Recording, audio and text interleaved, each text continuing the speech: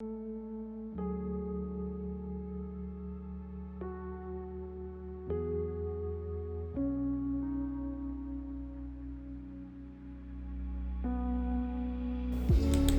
началась.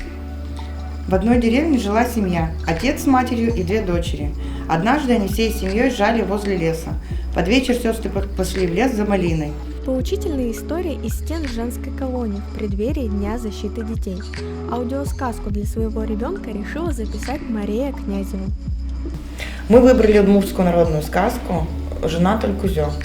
Я записываю дочке своей, ей возраст 4 года. Для нее это будет сюрприз. Акция «Аудиокнига детям» в республике проходит впервые. Опытом поделились коллеги из других регионов.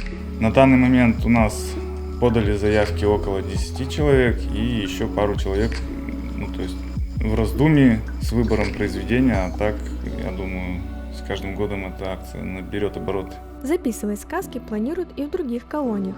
В будущем на аудиодорожку смогут накладывать различные звуковые эффекты и музыку.